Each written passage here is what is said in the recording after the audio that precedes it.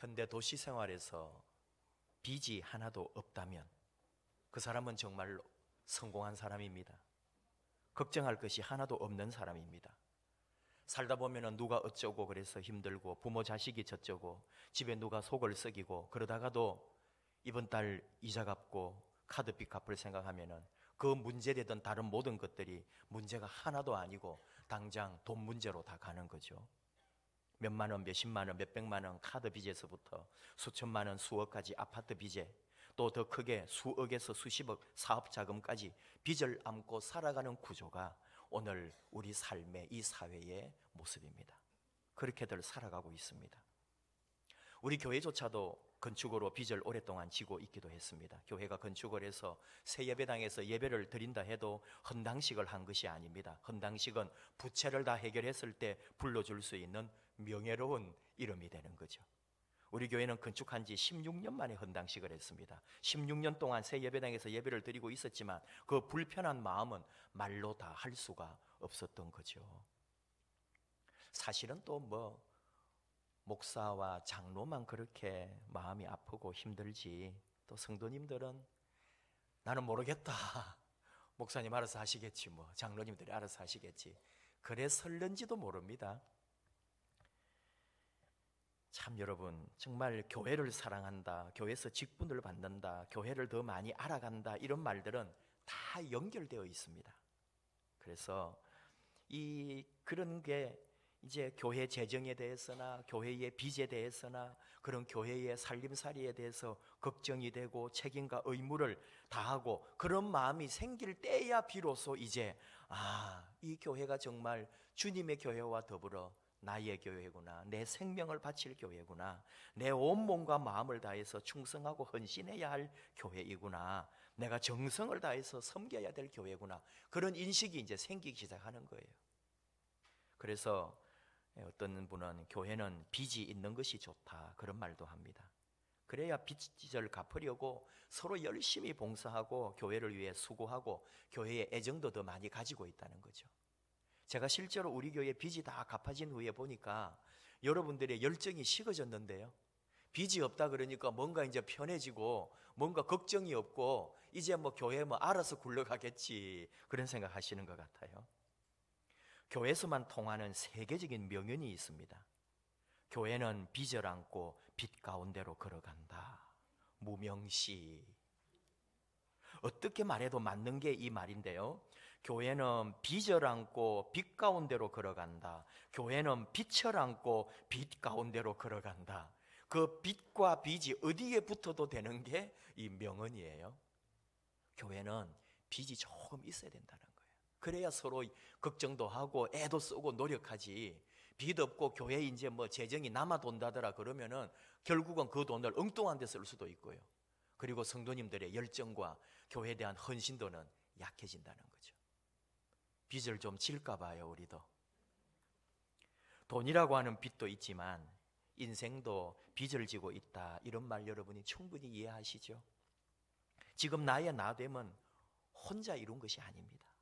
세상에 나서부터 지금까지 누군가의 덕분으로 살아왔지 지 혼자 지가 잘나서 이렇게 이룬 거 하나도 없습니다. 도움받지 않고 살 수 없습니다.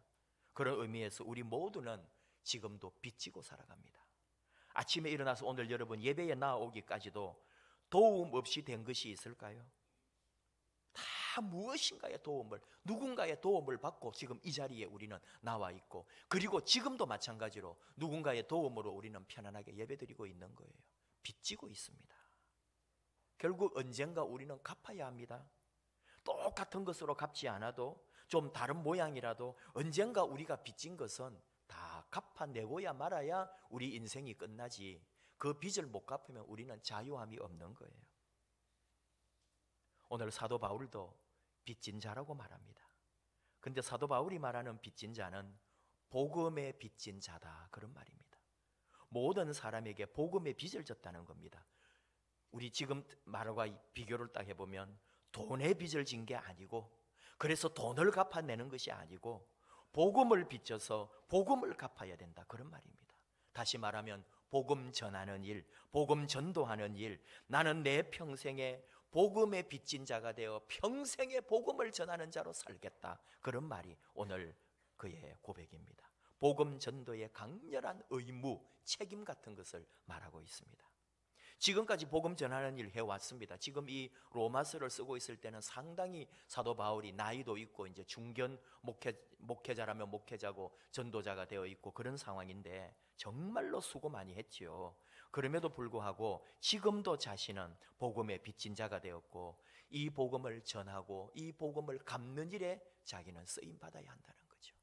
우리가 알고 있는 것처럼 과거에 스데반 죽이는 일에 책임자였기도 했습니다. 교회를 핍박하고 예수 믿는 사람 잡으러 다니던 시절이 있었습니다. 늘 그는 이것 때문에 그의 죄값을 어떻게 다 갚을까 그런 생각을 많이 했거든요. 아직도 그는 복음의 빚진 자라고 예수님 앞에 생각할 때, 주님의 교회를 생각할 때 자기는 교회를 핍박하고 주님을 핍박하고 스데반 죽는 일에 가담했던 사람으로 늘 빚진 자의 심정으로 주님의 복음 전도자로, 복음 전하는 자로 복음의 빚을 갚겠다고 지금 말하고 있습니다. 밥 한 그릇 대접받아도 어떤 의미에서는 이게 다 빚이 되는 거예요. 다음에 갚아야 합니다. 내가 나에게 밥 사준 그 사람에게 갚지 못한다면 나보다 조금 못한 사람에게라도 밥을 사주면서라도 그 밥값이 갚아져야 내 인생이 되는 거지 늘 얻어먹기만 하고 대접받기만 할 수는 없는 일이거든요. 갚을 줄도 알아야 합니다. 공부 잘해가지고 장학금 받고 재능 좋아서 출세길이 빨라도 지 잘난 줄 알면 안 됩니다. 나는 빚을 진 거다. 이것이 올바른 태도입니다. 다음에 내가 장학금을 기부하는 사람이 되는 거예요. 그래야 합니다. 이게 빚을 갚는 거예요. 내가 더 많이 성공하고 더 많이 누리고 있다면 더 많이 기부할 수 있는 사람이 되어야 내가 내 살아온 삶의 빚을 갚는 거예요. 자기 잘난 줄 알면 안 돼요. 다 곁에서 많은 사람들의 도움이 있었고 내가 빚지고 성공했다는 걸 깨달아야 합니다. 사도 바울의 마음이 그렇습니다. 복음을 전해야 하는 강한 의무감이 있습니다. 그래서 내가 이렇게 수고해도 내가 이미 받은 은혜가 있기 때문에 내가 지금 빚을 갚고 있는 중이기 때문에 나는 어떤 보상도 받을 필요가 없는 거예요. 나는 바라는 것이 없어요. 이 마음으로 복음의 빚진 자로 바울은 지금 전도하고 있습니다. 우리도 복음의 빚진 자들인 것을 고백하시지요. 어느 날 하나님께서 찾아오셔서 누구야? 오늘부터 너 예수 믿고 구원받아라. 이렇게 1:1로 하나님 찾아오셔가지고 콕 집어서 나를 불러주셨을까요? 그런 사람 여기에 아무도 없습니다. 설령 그렇게 만났다 해도 하나를 잊으면 안 됩니다. 하나님 만나기 전에 나는 분명 예수 믿는 사람을 만나보았거나 또는 어린 시절에 교회를 가봤거나 분명 신앙의 갈등을 가져보았거나 그런 하나님에 대하여 예수에 대하여 믿음에 대하여 내 나름대로 고민이 있을 때에 주님이 찾아오시지 그냥 멍하게 있는데 그냥 그렇게 임하는 건 없어요. 다 무엇인가 신앙의 또는 믿음의 자리에 나아갈 건덕지가 있을 때 그때 하나님이 찾아오시고 만나게 되는 경험이 있다 이 말입니다. 누군가의 연결고리, 누군가의 도움, 누군가로부터 무엇인가로부터 비치고 나서야 내가 예수 믿게 되지 그냥 예수 믿는 게 아닙니다. 모태신앙도 다 부모가 믿었기 때문에 부모 덕분에 부모의 빚을 지고 내가 교회 다니고 있는 거예요. 사도 바울이 다메섹 가는 길에 그냥 갑자기 호련히 주님을 만난 게 아니라는 거죠. 말씀은 그냥 기록되어 있으니까 그냥 바울이 다메섹에 예수 믿는 사람들 잡으러 가다가 주님 만났다 그러지만 그러나 이미 바울의 마음속에는 수많은 갈등이 있었다고 보는 거예요. 이건 학자들이 거의 확신하는 겁니다. 왜? 스데반을 죽일 때 봤어요. 저 사람들은 왜 저 죽음도 달게 죽는가?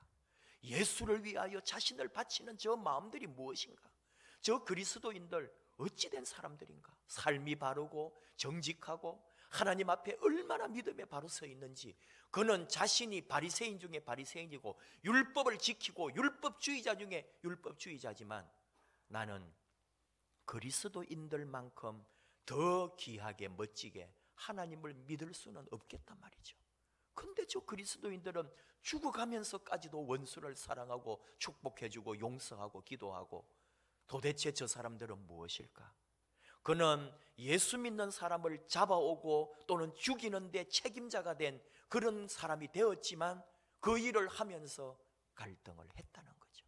다메섹 올라가면서도 지금 이것이 과연 내가 제대로 하고 있는 일인지를 고민할 때 주님이 찾아오셨단 말이에요. 그냥 뻥 하고 하나님이 찾아오시는 게 아니다 이거죠.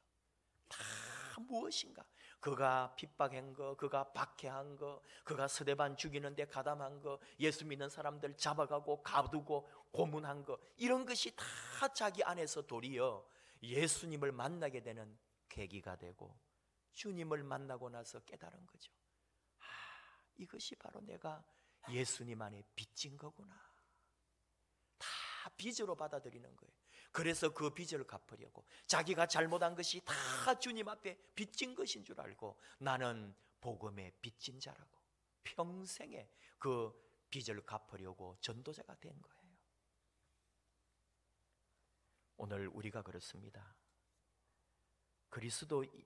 그리스도인으로서 우리 한 사람 한 사람 자기를 한번 믿음으로 생각해 볼 때 내가 이 믿음의 자리에 걸어오기까지 내가 결국은 빚지고 예수 믿었지 내 스스로 잘나서 믿은 것이 아니라는 거죠. 사도 바울에게는 특별히 또 어떤 빚이라고 하면 어떤 것을 생각할 수 있냐면 그가 받은 능력과 또 그 수많은 은사들 말할 수 있습니다. 사도가 되어가지고 사도가 돼서 복음 전도자가 된 것만 해도 사실 대단한데 고린도후서 12장 말씀대로 말로 다 할 수 없는 은혜, 말로서는 표현을 할 수가 없는 그런 은혜를 많이 받은 거죠. 하늘나라를 미리 보는 체험을 했습니다. 고난 중에도 기적을 경험했고 이적을 행하기도 했습니다.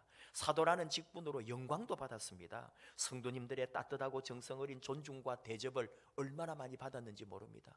어디에 가서든지 사람들이 먹여주고 또 재워주고 그리고 선교 떠날 때 선교비를 마련해주고 그런 많은 좋은 대접을 받은 거죠. 바울은 그거조차도 다 빚진 것인 줄 알고 그 복음의 빚을 갚기 위하여 자신의 목숨도 내어놓았던 거죠. 이 모든 것을 빚진 마음으로 빚을 갚는 심정으로 복음 전도자가 되어 그렇게 열심으로 사역했습니다. 내가 뭔데 나를 통해 이적이 나타납니까? 내가 뭔데 이렇게 하찮은 일을 하는데도 복음이 전파되는 것입니까? 이렇게 별 볼 일 없는 나를 통해 어찌하여 하나님의 큰 역사가 일어납니까? 내가 뭔데 감옥 문이 열립니까? 내가 뭔데 하나님께서 이렇게 나를 크게 써주시는 겁니까? 사도 바울은 이 모든 것이 빚진 줄 알고 하나님께 빚을 갚는 심정으로 십자가 복음을 붙들고 끝까지 걸어갔던 거죠. 고린도전서 9장 16절 사도 바울의 고백이 있습니다. 내가 복음을 전할지라도 자랑할 것이 없음은 내가 부득불할 일임이라. 만일 복음을 전하지 아니하면 내게 화가 있을 것이로다. 바울뿐이겠습니까? 우리 모두가 다 하나님 앞에서 이런 영적 부담을 가지고 있습니다. 하나님 일을 하지 않았기 때문에 내 심령이 좀 자유롭지 못했고 내 마음이 불편했던 경험들 여러분 있지 않습니까? 주님이 말씀하실 때, 주님이 감동을 주실 때, 하나님께서 무엇인가 나에게 요구하실 때, 또는 주님의 교회가 내게 뭔가 헌신을 요구할 때에 그걸 그대로 내가 감당하지 못할 때 뭔가 내 마음이 편안치 못하고 내 심령이 불편했던 것, 이런 거 여러분 우리가 복음의 빚진 자의 심정이 될 때, 하나님 앞에 빚진 자의 마음이 될 때 도망갈 수 없습니다. 예수 믿는다는 것은 하나님 앞에 십자가 은혜 아래에 빚을 지는 일이거든요. 그 빚을 갚아야 되는 거예요. 주님을 위하여, 주의 교회를 위하여, 주님이 사랑하시는 하나님의 사람들을 위하여 내 몸과 마음을 드릴 수 있는 헌신이 이어져야 되는 거죠. 이게 빚 갚는 일입니다. 사도 바울은 분명히 알고 있었습니다. 그래서 그는 그의 사명, 오늘 말씀 15절, 그러므로 나는 할 수 있는 대로 로마에 있는 너희에게도 복음 전하기를 원하노라. 할 수 있는 대로, 하나님께서 길을 열어주시는 대로 내 정성과 마음과 진실을 다해서 온전히 나를 바치겠다, 그런 말입니다. 하나님께서 감옥에 넣으시면 감옥에 있는 사람들에게 전도하고, 감옥 문을 열어주시면 밖에 있는 사람들에게 전도합니다. 안식일이 되면 회당에 가서 전도합니다. 회당 문이 닫히면 거리에 나가서 전도합니다. 사도 바울은 그렇게 빚진 자의 마음으로 어디에 가서든지 복음을 전하는 자로, 복음의 빚을 갚는 자로 그의 삶을 바쳤습니다. 여러분이나 저나 이런 마음들이 우리 속에 다 있습니다.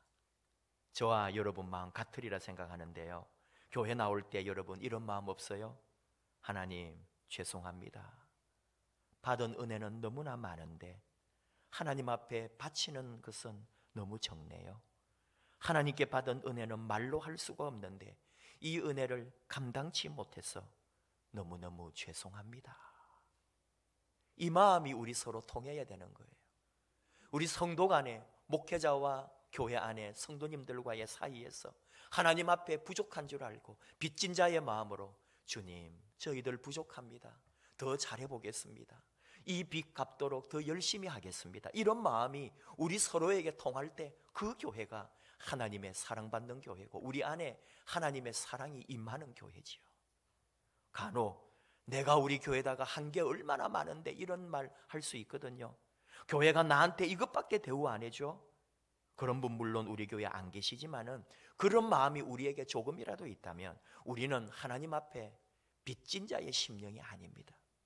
하나님 앞에 도리어 받아내겠다는 거죠. 그건 올바른 태도가 아닙니다. 언제나 하나님 앞에 우리는 빚진 자의 마음으로, 심지어 우리 살아가는 삶의 자리, 여러분 가정에서도 부모님에게도 빚진 자의 마음이 있어야지. 부모가 나한테 이것밖에 안 해줬냐고, 이건 올바른 자녀의 태도가 아니에요. 또 살아가면서 여러분 도리어 자녀들에게도 마찬가지예요. 부모가 되어서 나중에는 자녀에게 빚진 자가 되는 거예요. 뭐든지 자녀들의 도움을 받아야 돼요. 내가 너희를 어떻게 키웠는데 하면서 원망하는 것이 아니고, 부모는 자식에게, 자식은 부모에게 서로에게 빚진 줄 알고 그 빚 갚는 마음으로 끝까지 온 몸과 마음을 다하는 거죠. 심지어 이 국가와 사회에까지도, 내가 소속되어 있는 모든 직장이나 내 삶의 자리에서도 어디라 할지라도 빚진 마음을 가질 때에 그 사회가 삽니다. 회사가 삽니다. 내 모든 삶의 자리가 풍성해지는 거예요. 멋지게 성장하고 진짜 성공은 빚진 자의 심정으로 일할 때 성공합니다. 올해가 호주 선교사님들이 우리나라에 선교한 지 130년 되는 해랍니다. 그래서 좀 더 의미 있게 보내는 것을 보는데 1889년 10월에 호주의 조셉 헨리 데이비스 선교사님이 부산에 들어옴으로써 호주에서 우리 한국의 선교가 시작된 거예요. 근데 이 헨리 데이비스 목사님은 183일 만에 풍토병으로 돌아가십니다. 그 이후에 130여 명의 호주 선교사님들이 우리 한국 땅에 선교하러 오셔서 오랜 시간까지 선교하다가 돌아가셨습니다. 그런 선교사님 중에 제임스 노블 맥켄지라는 선교사님이 계셨습니다. 1910년에 한국에 들어왔습니다. 한국 이름으로 매견시라는 이름으로 매견시 선교사님. 몇 개월 먼저 들어온 자매, 호주에서 온 여자 선교사님과 결혼해가지고 두 딸도 낳았습니다. 그래서 그 두 딸이 우리말로 하면은 매혜란, 매혜영 두 자매. 이분들은 다시 나중에 호주에 돌아갔다가 1952년 전쟁통에 부산에 들어옵니다. 한 사람은 의사가 되고 한 사람은 간호사가 되어서 그 자매가 결혼도 하지 아니하고 나이 70이 될 때까지 부산에서 선교하다가 호주에 돌아가셨습니다.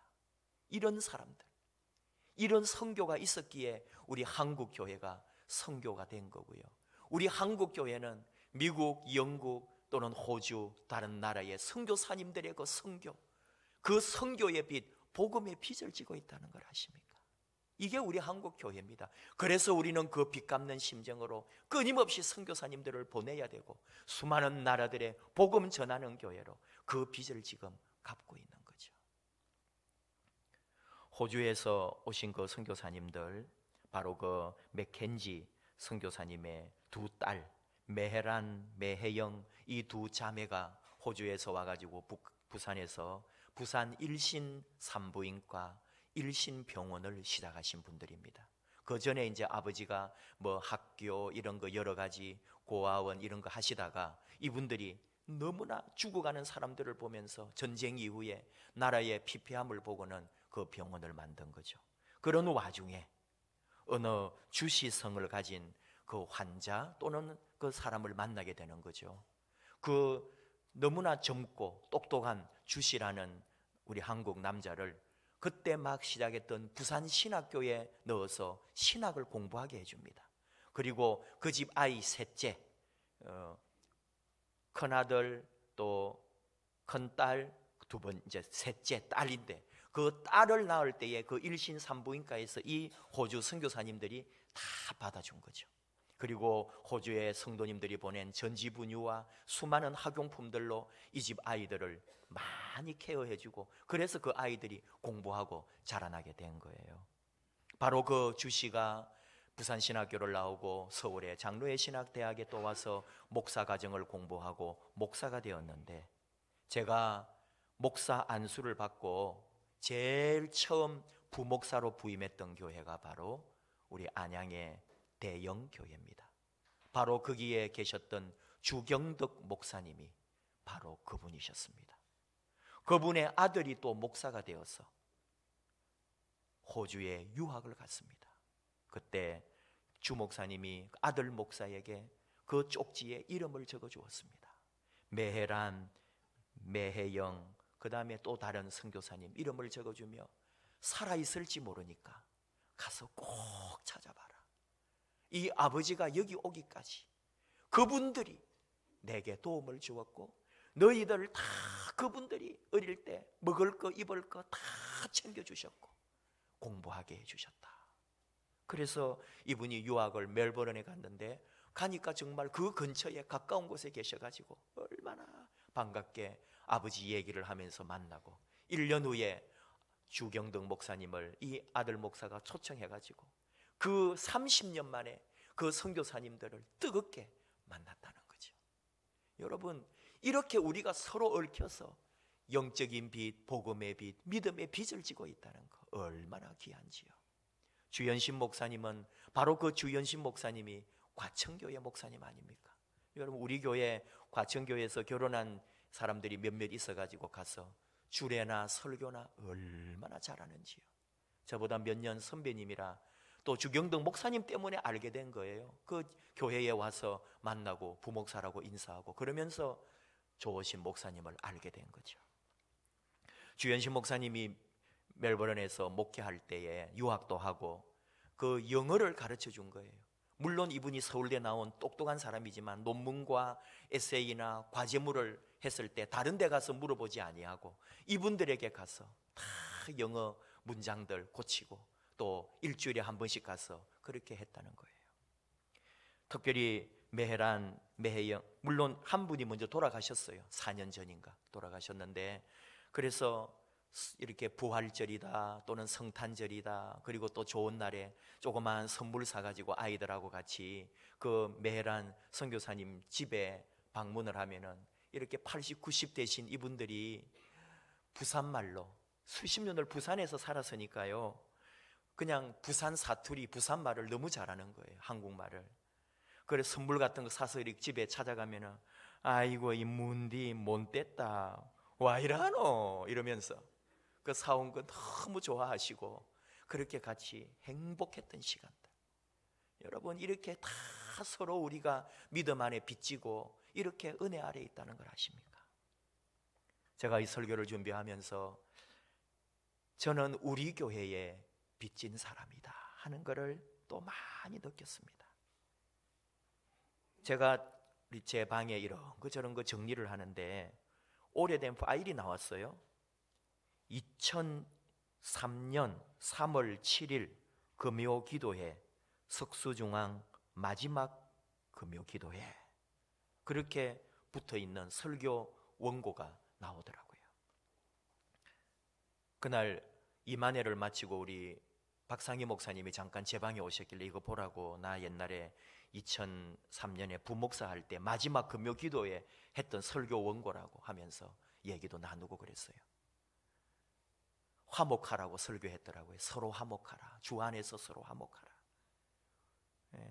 왜냐하면 제가 2002년 1월 1일에 부목사로 와가지고 1년 하고 그 다음에 2003년 3월 둘째 주일에 삼흥교회 그 빈자리 설교하러 가면서 제가 떠난 거예요. 바로 그리고 그 다음 주에 바로 담임 목사가 되면서 급하게 떠나게 된 거죠. 그러면서 제가 금요기도에 이제 가는 걸 알고 있었기 때문에 떠나는 걸 마지막 설교를 해주고 싶었던 거죠. 교회 안에 있었던 그런 여러 가지 1년을 보면서 겪었던 그런 마음이 있겠죠. 굉장히 설교문이 좋더라니까요, 금요기도에. 그리고 쭉 성도 간에 서로 화목하고 또 더 나아가서 담임 목사님과 화목하라고 그 말을 남겨놓고 제가 떠났더라고요. 왜냐하면은 제가 부목사에 있어 보니까 이제 그때 우리 고 박성호 목사님이 한 17년을 한 거죠. 그러니까 여러분 17년 했던 목사님 이제 단물 쓴물 다 여러분은 다 빨아먹은 거예요. 그리고 그냥 이제는 그리고 늘 아팠어요, 목사님이. 그리고 뭐 하면은 힘드시고 제가 1년 있으면서 목사님 아파가지고 얼마나 힘들었고요. 목사님 모시고 병원 다니고 쓰러지시면은 또 가서 막 주물러 드리고 그런 일을 많이 겪어봤잖아요. 그러면서 교회가 많이 힘들어하는 것도 보았고 그리고 저한테 와가지고 목사님이 어쩌고 저쩌고 막 일러 바치는 사람들도 많았고요. 그러면서 그때 제가 뭘 생각했는지 알아요? 이거 내가 다음에 당할 건데 내가 분명 내가 이 꼴 당할 건데 했는데 아니나 다를까 지금 당하고 있다는 걸 아십니까? 막 여러분 막 우리 부교육자들 찾아가가지고 목사님이 어쩌고 저쩌고 막 일러 바치는데 제가 우리 부교육자들한테 다 차례대로 이름 다 적어 오라 그랬어요. 자, 여러분 참 제가 우리 성도님들에게 얼마나 빚지고 7년 동안 떠나 있던 목사, 우리 교회 부목사 해가지고 다 봤는데 옛날에. 근데 7년 후에 뭐 다른 데 가 있는 사람 굳이 부를 이유가 뭐 있어요? 그래도 불러준 그 사람. 그래서 정말 행복하고 제가 그래도 1년 한 2개월 했다고 얼마나 많이 익숙했고요. 저는 많이 생각합니다. 목사님 살아계실 때 원로 목사님도 저하고 많은 이야기 했어요. 다른 사람이 왔으면 어떻게 됐을까? 그 얘기를 참 많이 했거든요. 뭔가 불편함이 있었을 거라고요. 원로 목사와 새로 온 담임 목사. 많은 얘기가 있지만 다 말할 수 없는 것들이 여러분에게 제가 다 말 못하는 게 있지 않겠어요? 어쨌든 저는 원로 목사님에게도 빚졌고 여러분에게 우리 교회에 빚진 사람이더라고요. 고맙죠.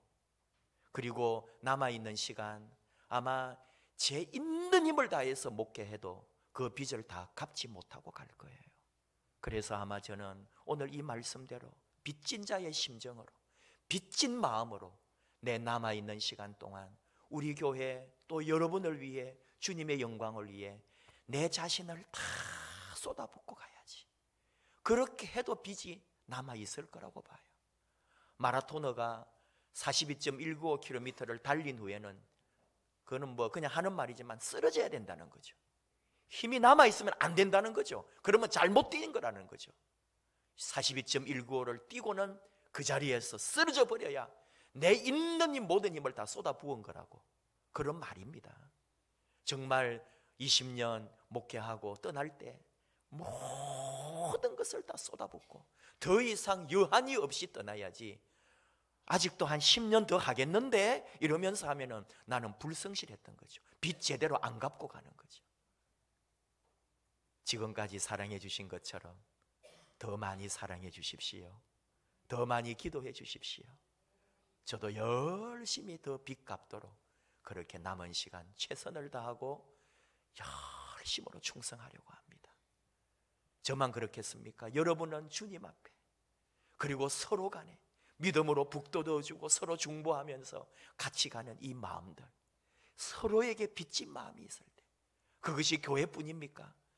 여러분 가정에도 삶에도 어디에라도 다 내가 당신에게 빚졌다, 이 빚을 갚아가리라, 그런 마음으로 열심으로 사랑하고 열심으로 일하고 주님 교회 안에서도 그렇게 충성하는 그런 복된 인생 되기를 축복합니다.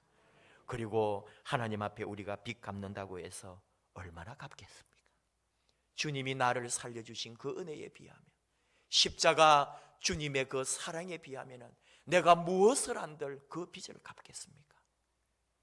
그저 주님 사랑 안에 머무는 것, 주의 임재 아래에 머무는 것, 그 사랑 받아들이고 그 사랑 함께 하면서 주님과 함께 더불어 살아가는 것, 이것이 바로 주님에게 빚 갚는 것이라고 생각합니다.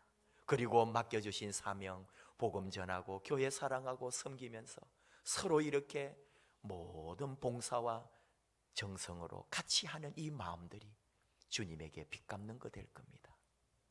함께 찬양할까요? 내 모습 이대로 받아주십시오. 주님 임재 안에 머물고 주님 사랑, 주님 그 은혜 아래 동행하기를 원합니다. 그리하여 우리 주님에게 빚 갚는 삶 되기 원합니다. 함께 찬양하십시다.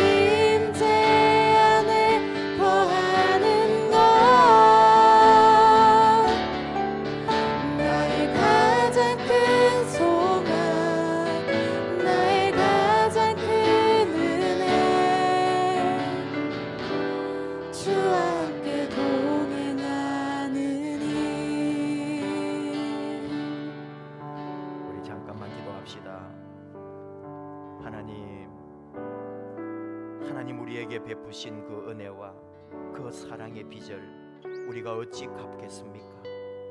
그저 주님 안에, 주님 사랑 안에, 주님 임재 안에 머물기를 원합니다. 그 사랑에 감격하고 그 사랑 때문에 다시 힘을 얻고 그 사랑으로, 믿음으로 걸어가기를 원합니다.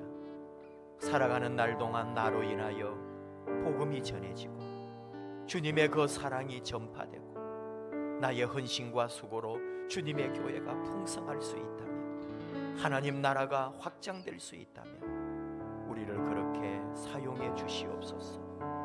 내 평생 살아있는 날 주님으로부터 받은 그 은혜, 그 사랑의 빚 갚도록 그 복음의 빚을 진 마음으로 아버지 앞에 아름답게 쓰임받도록 저희를 사용해 주시고, 오늘도 새로운 주의 종으로, 주의 일꾼으로, 주님의 아름다운 자녀로 불러주시고 삼아 주시옵소서.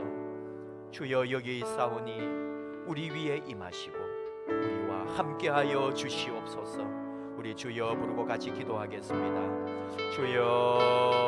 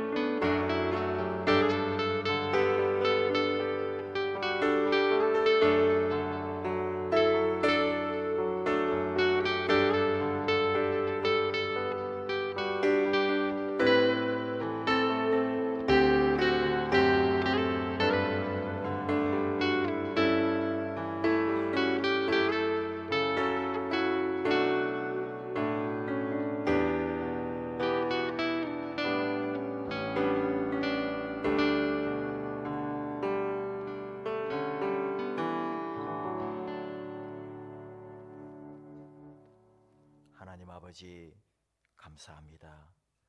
불러주신 그 사랑 감사합니다. 우리를 택해 주신 그 귀한 은혜 감사합니다.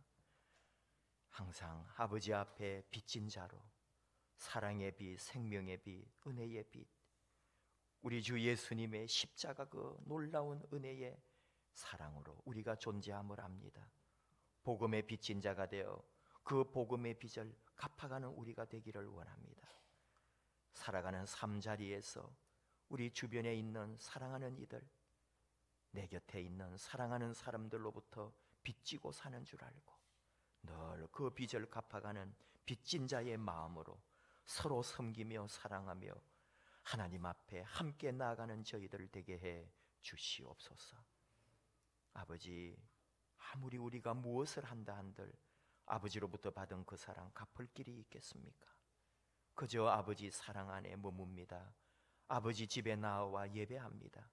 기도합니다. 아버지 그 사랑 안에 감사하며 찬양합니다. 우리의 이 빚을, 우리의 이 빚 갚는 믿음을 받아 주시옵소서. 주의 임재, 주의 날개 아래 머물 때 영원히 우리를 지키시고 복에 복을 더하여 주옵소서. 예수님의 이름으로 기도하옵나이다. 아멘. 일어나셔서 예물 드리겠습니다.